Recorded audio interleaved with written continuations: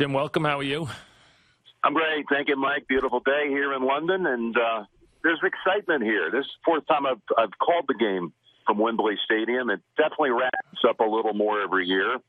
And, of course, it doesn't hurt when you have the fan bases from two teams that travel well, Minnesota and particularly Pittsburgh. Jim, I know the NFL wants this. I know it's something that the Jacksonville owner wants. Can you really, as someone who travels there a lot and knows the place, can you see them supporting a middle-of-the-road, at best, NFL franchise on a weekly basis? You know, I actually think it could work.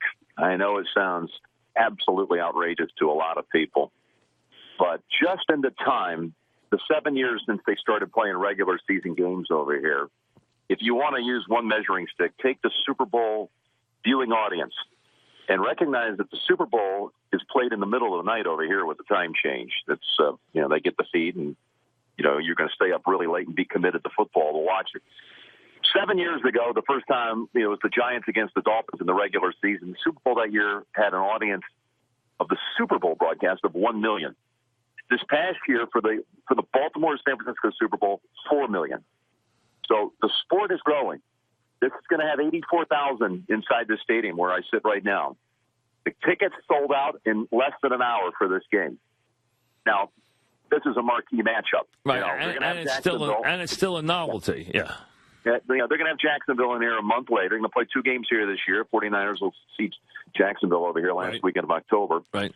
But I think it can work. The interesting thing is you're starting to get a lot of chatter from players who say, I'll never go over there. I would never sign with them, or I would rather retire. Right. I don't buy that. I don't buy that. I don't buy that either. I don't buy it a bit. They show them the money, they'll be here. I agree. But what about the idea of a team playing there and having to play the next week? Now, this year, I didn't look at the other Jacksonville games. Is there a game? Do both teams have buys the week? Jacksonville can't, but do the other teams have buys the week after they play there?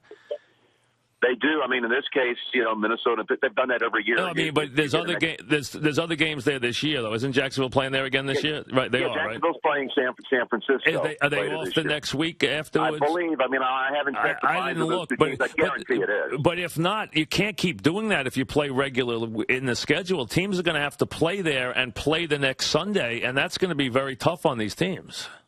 Well, here's what you're going to do. If you put a team here, you're going to end up playing games in sequence. You're going to play like a 3-game homestand, and you're going to have a U.S.-based headquarters. You cannot be working out players and signing free agents and trying out guys and transporting them across the pond just to work them out. And, let's say you need a kicker. You got to come up with a guy. You can't fly 5 kickers over here. You could. It's just not realistic to think. You set up operations someplace in the United States, and you base there, and you use that not only for working out guys, but then just like you'll have a home stretch sequence of, say, 2 or 3 at least home games in a row. When you come over to the States, you probably are looking at making 3 road trips during a year, 2, 3, and 3.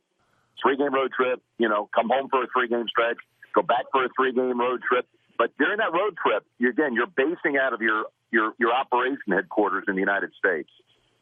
Right. I mean, you're not going back and forth 8 times during the regular season. You're doing it 3 times. Right. I just think it's very difficult to integrate the teams. Like right now, they cherry-pick the games, and they give the teams buys the week after.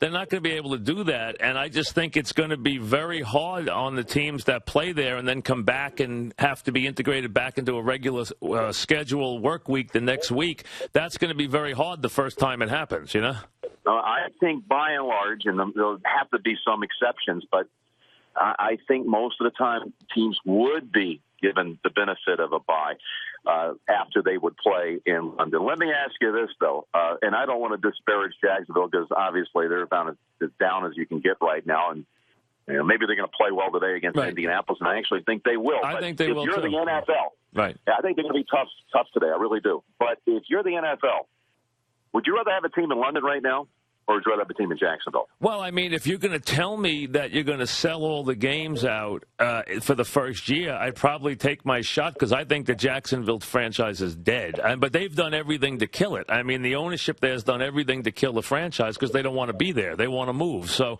I mean, I think they have stopped the idea of staying in Jacksonville. They haven't cultivated it. So I understand what you're saying short term, but I believe London will prove to be a terrible site within a decade. I think there'll be a novelty of a couple of years, and then all of a sudden there'll be 1 million empty seats in London because I don't believe it's an international product. I think it's an American game. I don't think there is a market for NFL around the world. And you know what? The NFL doesn't need it. I mean, they dominate so dramatically. They're making so much money. They don't need to do this. They don't need to force the game to the rest of the world. It's not basketball. So to me, I just think it's just it's something they don't need to do. I'd rather grow the game nationally rather than worry about growing it internationally. Well, it raises the question: would you rather have a team? London gets so much attention now with 2 games this year over here. But wouldn't you rather have a team first in Los Angeles? I mean, get that situation figured out first. Well, that has to be you know that has to be an expansion team because the owners want to divvy up that money. That's going to be the rights for that team's probably going to be $1.5 billion, maybe more, and they want that money to be chopped up among the owners. So they don't want a team moving in there. That's why. Expansion is a big mistake in my mind. Well, they can't do it. Perfect equation. Right. You've got 32, 8 divisions of 4.